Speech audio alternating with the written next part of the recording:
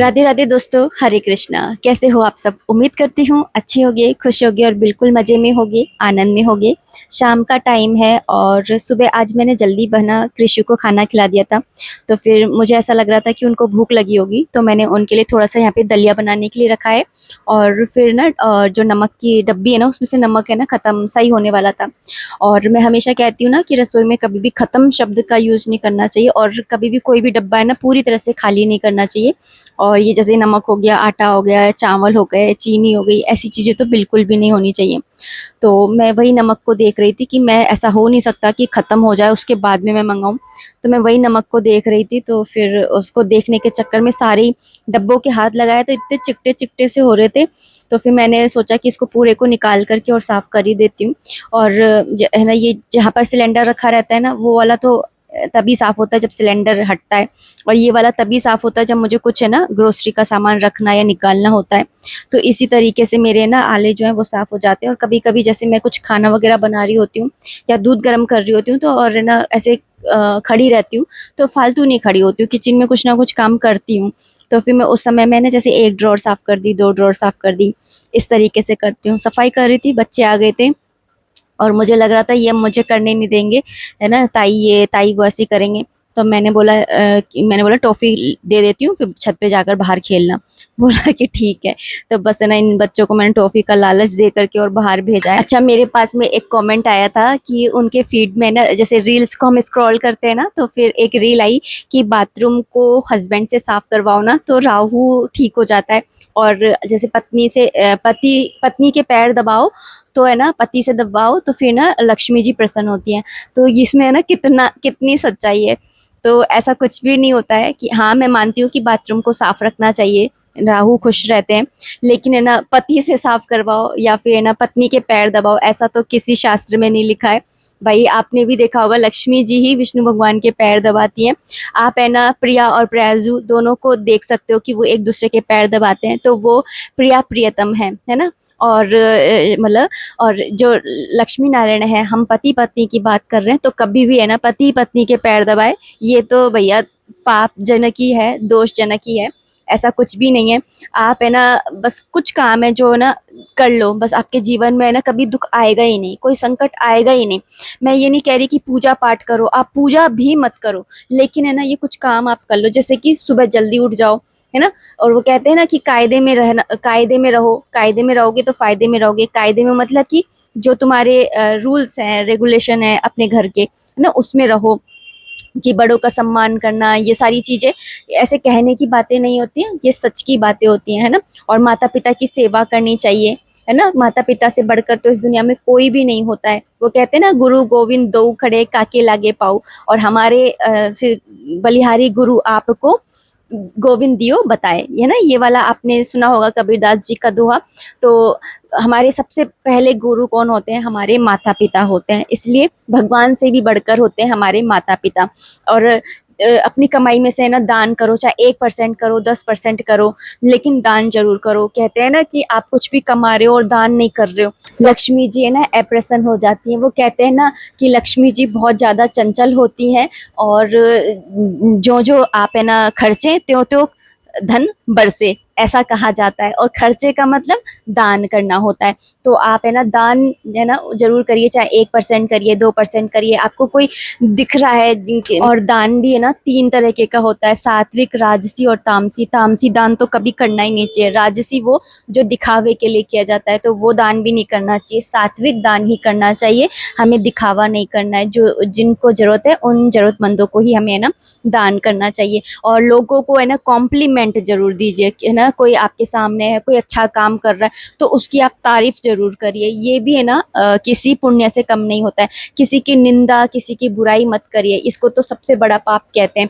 और वैसे तो है ना आपके ऊपर तो पाप चढ़ेगा, लेकिन जिसकी आप निंदा या बुराई कर रहे हो ना, उसका पाप उसके पाप कम हो जाते हैं। और गीता में है ना भगवान श्री कृष्ण ने कहा है कि पीपल का पेड़ है ना, पीपल के पेड़ की सेवा करो, क्योंकि पीपल के पेड़ में भी मैं हूँ, भगवान मैं हूँ, है ना। तो पीपल के पेड़ की सेवा करो, सूर्य देव को जल रोज दो, तुलसा जी में जल अर्पित करिए, अपनी कमाई से दान का मैंने बता ही दिया, है ना। अपने माता पिता के चेहरे पर मुस्कान रखिए, है ना। उन्हें तीर्थ यात्रा कराने के लिए लेकर के जाइए, नहीं जा सकते हैं तो जैसे बस वगैरह चल रही होती है ना, तो उन बसों में आप है ना अपने मतलब पेरेंट्स को है ना तीर्थ पे भेजिए।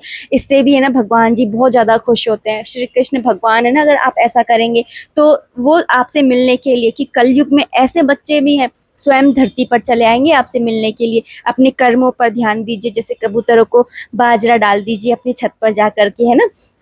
गायों को रोटी दे दीजिए, कुत्ते को दूध डाल दीजिए, आप सड़क पे जा रहे हैं, है ना, अगर कुछ भी नहीं है तो बिस्कुट लेकर के वही डाल दीजिए, चींटियों को आटा डाल दीजिए, मछलियों को दाना डाल दीजिए, क्योंकि आप जहाँ पर भी जाते हैं तो मछलियाँ जहाँ पे भी होती है ना, तो लोग दाना लेकर के बैठे रहते हैं, तो उन मछलियों को दाना डाल दीजिए, या फिर घर से बना करके ना आटे की बना करके और लेकर के चली जाइए।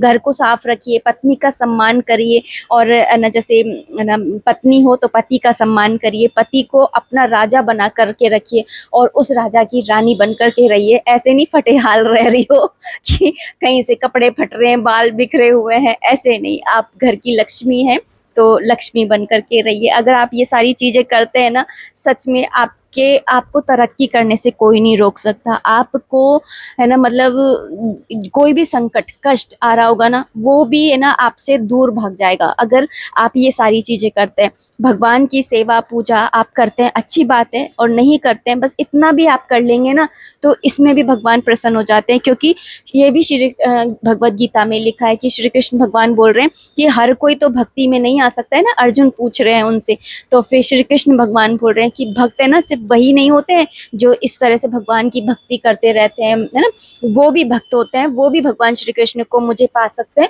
जो ये सारे कर्म करते हैं। तो ये सारे कर्म अगर आप करते हैं ना, तब भी, और वैसे भी ग्रस्त जीवन में हम रहते हैं ना, तो ये हमारे कर्म है ना, ये हमारे फर्ज है, हमारा धर्म है, ये हमें करना चाहिए मनुष्य होने के नाते। ये भी हमें, मुझे है ना बताना पड़े, समझाना पड़े, तो भाई ये तो गलत बात है। ये तो एक ना, वो कहते हैं ना मानवता के तौर पर ना, ये तो हमें आने ही चाहिए। मेरे पास में एक कमेंट और आया था कि है ना, उनकी वो गाय की रोटी बनाते हैं, लेकिन गाय को रोटी मतलब गाय उनको मिलती नहीं है, तो वो खिला नहीं पाते हैं, तो क्या करना चाहिए पहली रोटी का। तो देखिए, अगर गाय नहीं मिलती है तो आप है ना उन रोटियों को है ना पक्षियों को अपने छत पर जा करके छोटे छोटे टुकड़े करके और पक्षियों को डाल दीजिए उन रोटियों को। लेकिन पहली रोटी है ना ऐसे उनको निकालनी चाहिए।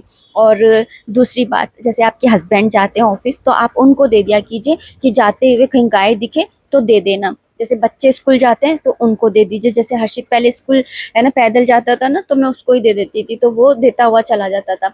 और कई बार भूल भी जाता था, लेकिन कई बार है ना, और फिर उसके बाद में हर्षित के पापा मुझसे बोलते थे रखी रहती हैं, सूख जाती हैं, है ना, ऐसी सूखी रोटी अपन खाएं तो फिर ना मैं क्या करती हूँ कि जब ये नीचे जाते हैं ना, तो मैं इन्हीं को ही पकड़ा देती हूँ कि लो आप दे देना।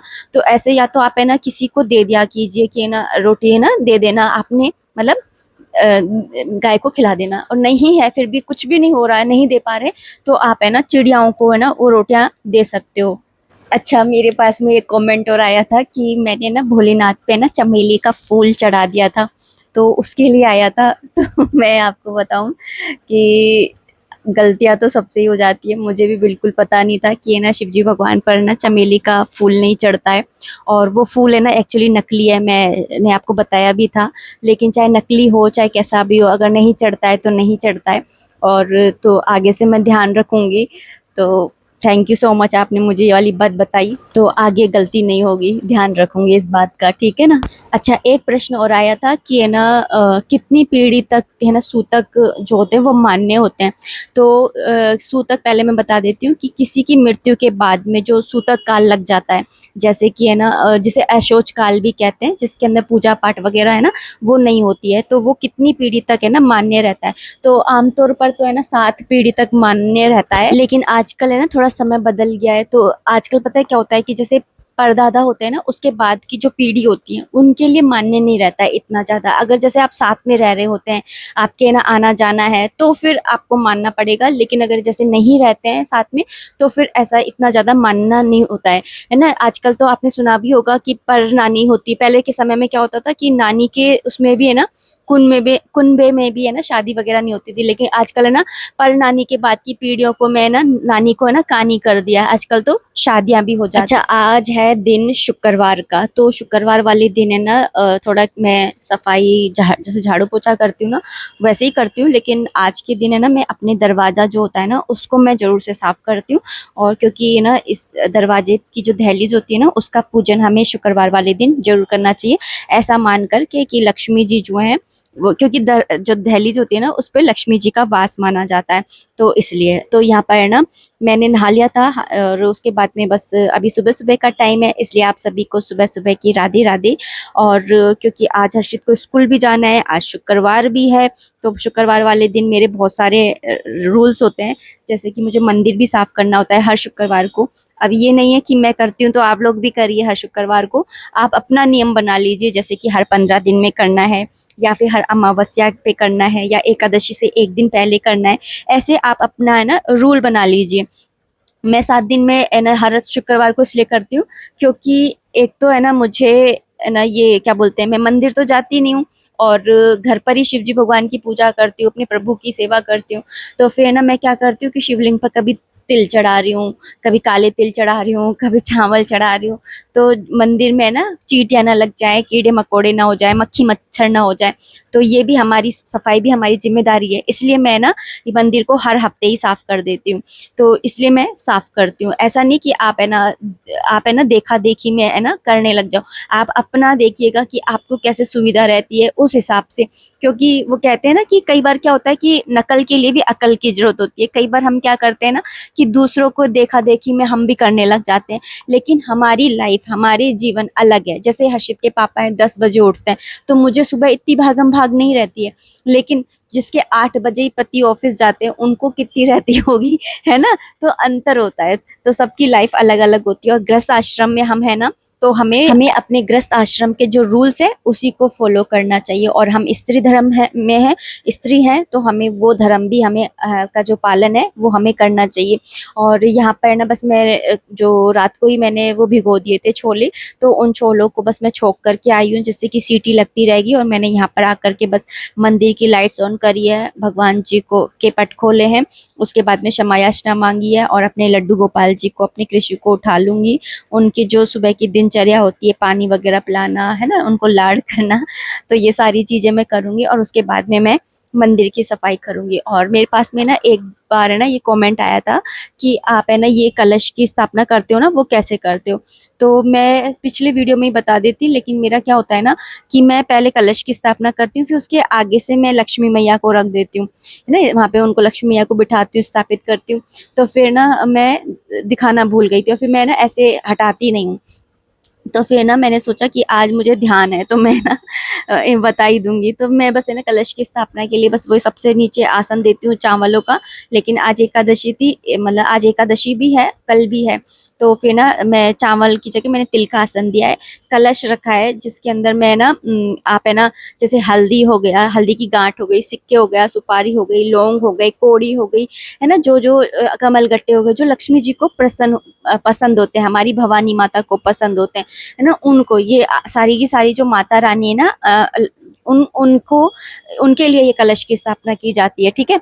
तो फिर उसके ऊपर ना मैं फिर ना मतलब कलश को आप जितना सजा सकते हो उतना सजाइए, क्योंकि एक औरत को है ना सजना संवरना अच्छा लगता है। और ये कलश की जो स्थापना हो रही है, मतलब कि घर के अंदर आप पार्वती मैया को स्थापित कर रहे हैं। और फिर उसके ऊपर आप नारियल को स्थापित करिए और उस पे जैसे बिंदी वगैरह लगा दीजिए, अच्छे से सिंदूर लगा दीजिए, मंगलसूत्र पहना दीजिए।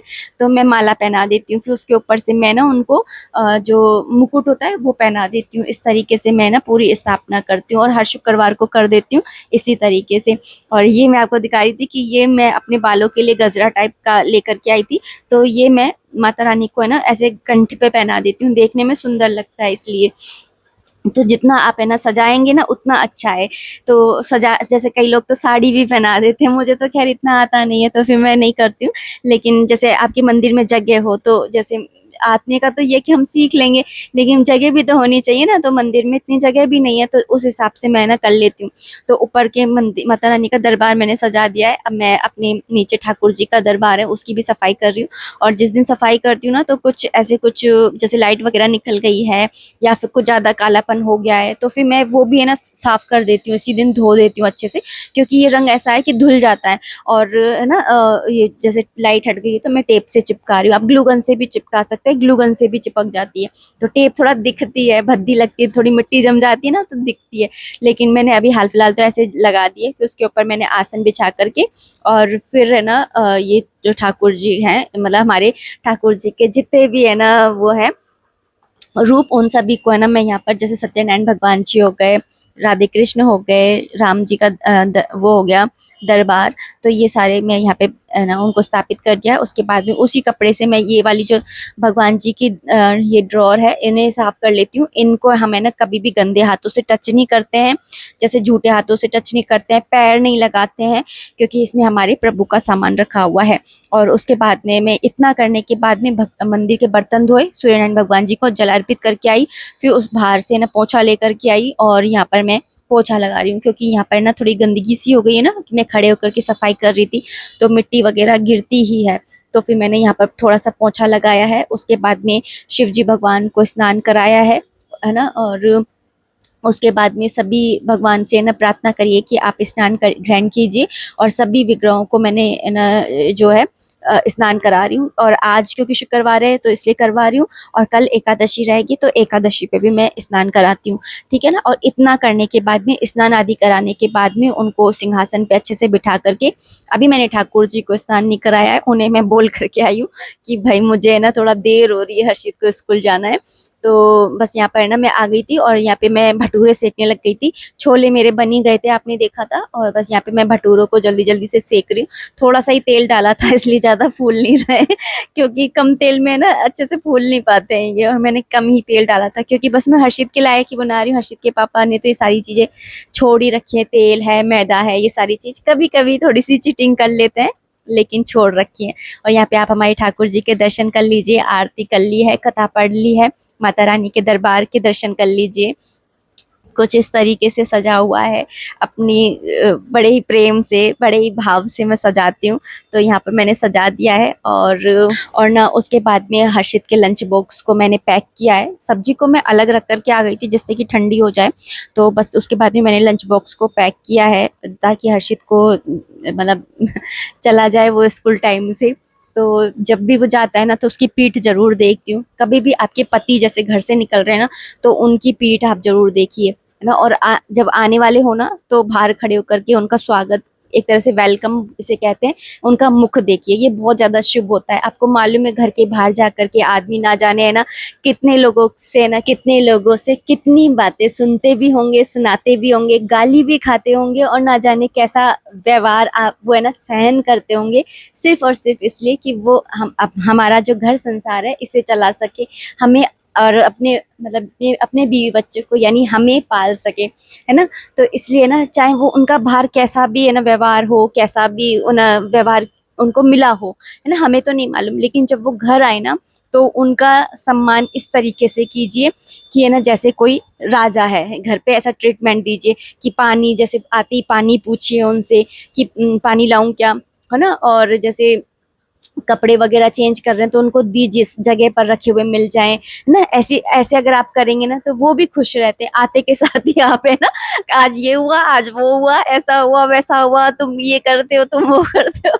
नहीं नहीं नहीं, ऐसा नहीं करना चाहिए। जब तक आदमी है ना खाना नहीं खा लेना, तब तक उससे है ना कुछ भी नहीं कहना चाहिए। और खाना खा ले भैया, उनसे ही कहेंगे हम, भाई उनसे ही कहेंगे, किससे कहेंगे, उनसे नहीं कहेंगे। तो लेकिन खाना खाने तक उनको शांत मतलब अच्छे से ट्रीट कर लीजिए, फिर उसके बाद में आप उनसे बात करिए शांति से। जब उन वो कहते हैं ना खाली पेट, तो फिर ना उनका भी चिड़चिड़ रहता है, फिर ऐसे लड़ाई हो जाती है घर के अंदर। तो इसलिए ना पहले खाना वाना खिला दीजिए आराम से, आप भी फ्री हो जाइए, फिर उसके बाद में जो भी कहना है ना कहिए। और आज क्योंकि शुक्रवार है, और शुक्रवार वाले दिन है ना मैं बेडशीट भी चेंज करती हूँ, तो मैंने ना यहाँ पर बेडशीट को चेंज करा है। बातों बातों में एक इम्पोर्टेंट क्वेश्चन का रिप्लाई करना तो भूल ही गई मैं, कि एक है ना क्वेश्चन आया था कि एकादशी का पारण का समय जैसे दिया होता है कि 5:30 से 8:30 बजे के बीच में पारण किया जाएगा, तो इस बीच में करना होता है या बाद में करना होता है, नहीं, जो समय दिया होता है ना, जैसे 5:30 से 8:30 का है इस बार, तो इसी बीच में आपको है ना पारण करना है, इसके बाद में आपको पारण नहीं करना है। व्रत है ना